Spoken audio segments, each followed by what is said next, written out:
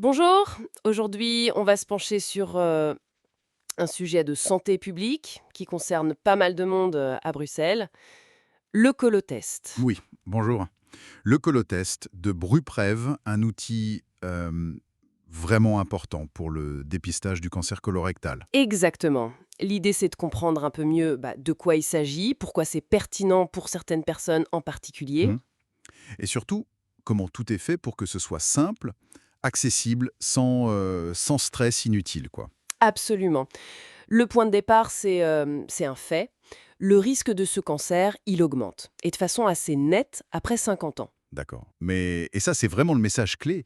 Si on le détecte à temps, les chances de guérison sont excellentes. Ah oui, oui, oui. Oui, on parle de 9 guérisons sur 10 si c'est pris tôt. C'est énorme. C'est là que le colotest entre en jeu alors. L'objectif, c'est pas de faire peur, c'est plutôt le contraire, non? Tout à fait. C'est un outil de prévention pour repérer des signes éventuels très très tôt, bien avant que ça devienne sérieux. L'idée, c'est vraiment de dédramatiser. Rendre ça facile en fait. Exactement. Et un point crucial pour encourager les gens, ce test est complètement gratuit pour les personnes concernées. Gratuit. 0 €. 0 €. Aucune barrière financière, c'est voulu pour que l'argent ne soit pas un obstacle. Et qui sont ces personnes concernées, justement? Il faut bien cibler. Alors le programme vise les hommes et les femmes âgés de 50 à 74 ans Ok, et qui habitent dans la région de Bruxelles-Capitale. Si on rentre dans ces critères, on est invité. d'accord. Donc 50-74 ans et résident bruxellois. Et pour les autres régions, juste pour info, Oui, bonne remarque. En Flandre, c'est le CVKO, le Centrum voor Kankeropsporing. Et en Wallonie, c'est le CCRF, le Centre de référence. Donc des structures existent aussi. ok. Et l'autre point qu'on voit souvent mis en avant, c'est la simplicité. On lit partout, facile à faire chez soi, c'est vraiment ça, hein. Ah oui, c'est à des gros avantages. Pas besoin d'aller à l'hôpital, pas de rendez-vous compliqué pour le test lui-même. On le fait tranquillement à la maison. Ça doit aider à convaincre ceux qui hésitent, non? Le côté pas intimidant. Bien sûr. L'idée, c'est de demander un effort minime. C'est discret, c'est chez soi. On essaye vraiment de lever les freins liés à la procédure elle-même, l'appréhension, Mhm. ou juste l'inertie parfois. Et comment se le procure ce fameux kit? Alors, plusieurs façons, toujours dans cette idée de facilité. Souvent, il arrive directement dans la boîte aux lettres. Ah, carrément, oui. Si on ne l'a pas reçu ou si on l'a égaré, on peut le commander. Et sinon, très simple, on peut aller le chercher dans n'importe quelle pharmacie à Bruxelles. D'accord. Donc, pharmacie, c'est une option facile. Très facile.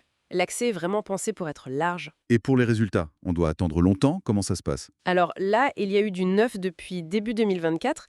Les résultats sont consultables directement en ligne. Ah oui? Où ça? Sur le portail www.masanté.be. C'est personnel, sécurisé, confidentiel. C'est plus rapide et direct. Ok, donc masanté.be. Pratique. Bon, si on résume un peu tout ça, on a un test simple qu'on fait chez soi, Oui. gratuit, Pour les Bruxellois de 50 à 74 ans. c'est ça? Et l'objectif principal, c'est la détection très précoce pour avoir de bien meilleures chances de traitement. Tout est fait pour que ce soit facile. Bon, c'est un très bon exemple de dépistage organisé efficace.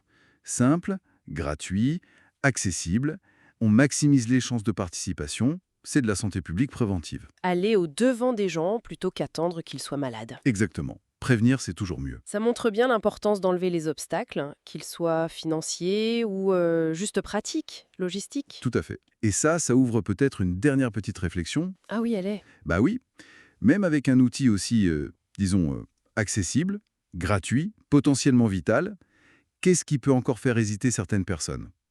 Qu'est-ce qui freine encore la décision de participer? Bonne question. Au-delà de la facilité du coût, les freins psychologiques peut-être, l'information. Exactement. Les leviers personnels, sociaux. C'est une question intéressante, je trouve. Une excellente question pour terminer notre discussion et pour y réfléchir chacun de son côté. Merci beaucoup pour ces éclaircissements. Merci à vous.